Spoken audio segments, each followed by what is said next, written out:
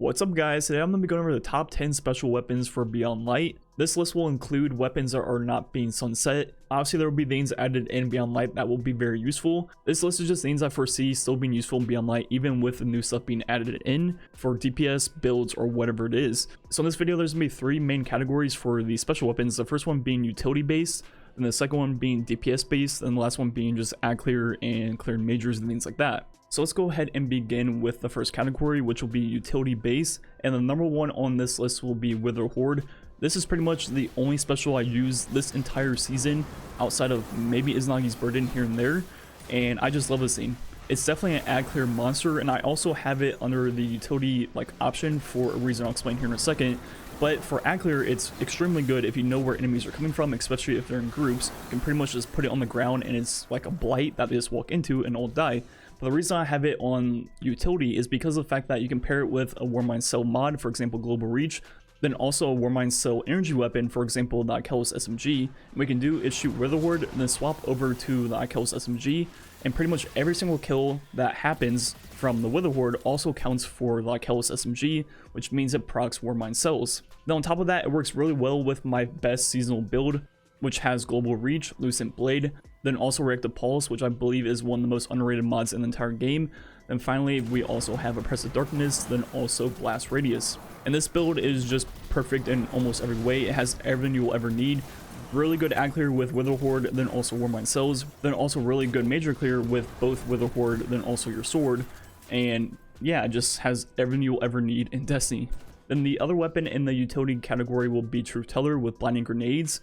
Blinding Grenades are by far one of the most important things to have in hard content. In previous seasons we had Wendigo, which was a heavy with Blinding Grenades, and it pretty much hard carried some of the hard content in the game, in my opinion. And this will definitely be a weapon I'll be taking into the raid and have ready if I need it, if there's like a encounter where there's a bunch of ads rushing us or something like that. Because the best way to stay alive is just not having enemies shoot at you, and that is what this stuff does. Blinding Grenades is what carried us through the Prophecy Dungeon on day 1 when we were 50 plus under, and we still beat the dungeon in 2 hours because of Blinding Grenades, and that was pretty much the only reason we beat it. And the thing about Truth Teller is it can also be really good for ad clear 2 with Proximity Grenades, then also a damage perk like Swashbuckler. Then if you pair it with this build I'm showing on screen, which pretty much just allows you to become charged with light ×4, then also have the mod Extra Reserves, which will give you special ammo when you're charged with light.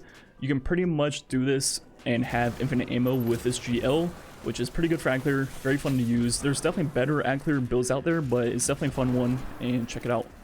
Now moving on to the DPS category for this video. The first one will be first in last out, which is a slug shotgun, and this is going to be the DPS king for special weapons pretty much for the foreseeable future. It comes with a really good roll, assault mag, autoloading, and Vorpal, which is going to be pretty good for single target damage. As you see on Greg hits for 26,887. And we look at the 1 mag DPS on this weapon, because I've made multiple videos breaking down the DPS before, so just briefly looking at it, takes 4.1 seconds, meaning 38.9 thousand, so almost 40,000 DPS with a special weapon. Especially a legendary special is really good. You can pair that with Anarchy, which adds roughly 14.5 thousand DPS. The lock combo will go all the way up to 53.5 thousand, which is not only good for special weapons, that's just good in general. Then the other weapons in the DPS category for specials will be pretty much all the snipers in the game. They're not quite what they used to be, but for example we have Eye of Soul with Vorpal, which will be pretty good if you want to play Trials. Then we have the Long Shadow or the Supremacy in the Connect slot, both with Rapid Hit and Triple Tap.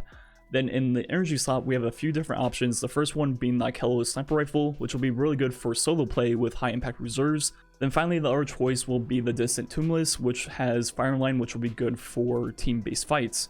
And I've made multiple videos throughout the years comparing snipers. It's pretty much my most done video, so I'm not going to go over all of them in detail, just looking at a few of them. First with the Tumulus on Greg with Firing Line, we're going to hit for 12,513. This sniper also comes with Clown Cartridge, which means you get at least 8 in the magazine, all the way up to 11, which means you'll pretty much want to start every boss fight with 11 in the mag, that way you don't have to reload.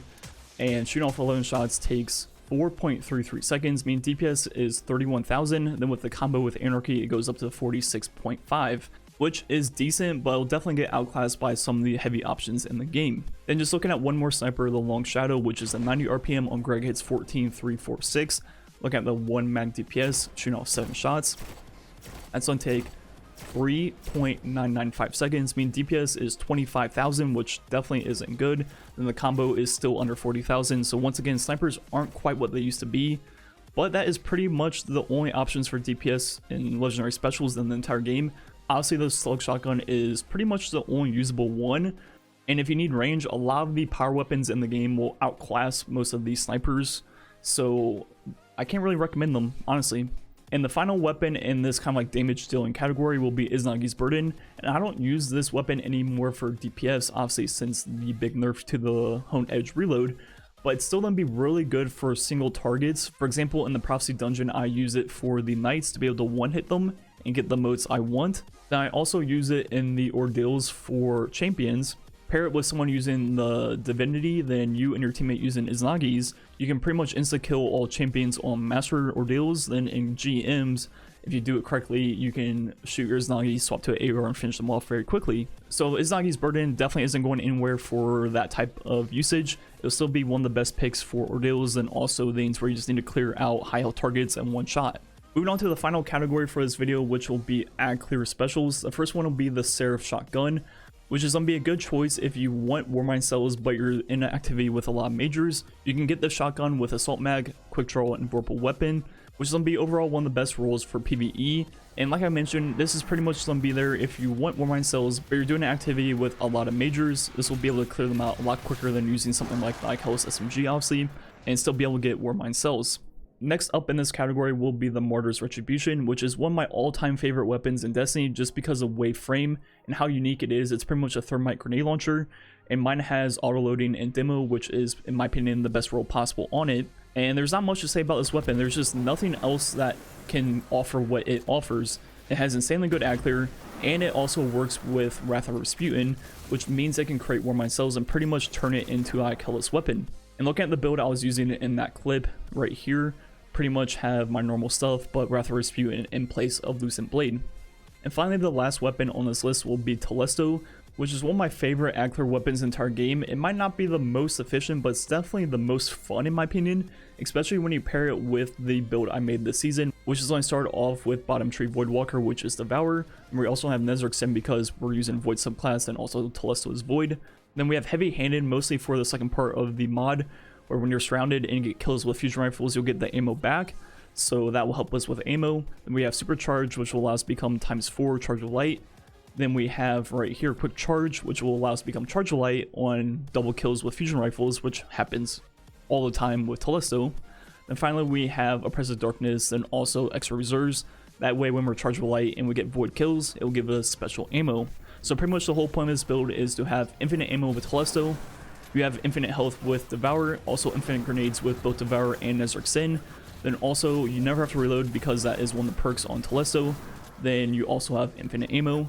So yeah, this is one of the most fun ad clear builds in the game, and a build I might have ready for my character when I go into the raid on the 21st. Because if there's any encounter where we're kind of up close and personal with a bunch of ads and someone needs to clear them, this will be one of the best options for an encounter like that. For example, let's say there's an encounter like the Abyss in Courtesan.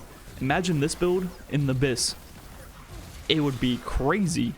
So like I mentioned, I'll probably have this ready on my character if I need it, as one of my go-to heavy ad clear builds for the raid. Anyways, that's me all for my top 10 specials in Beyond Light. Hopefully there's a lot of cool stuff being added, but I definitely foresee myself using a bunch of the weapons on this list in different builds in Beyond Light. So definitely go out and get them if you don't have them yet. Anyways, that's me for the video. Thanks for watching. Catch you guys next time.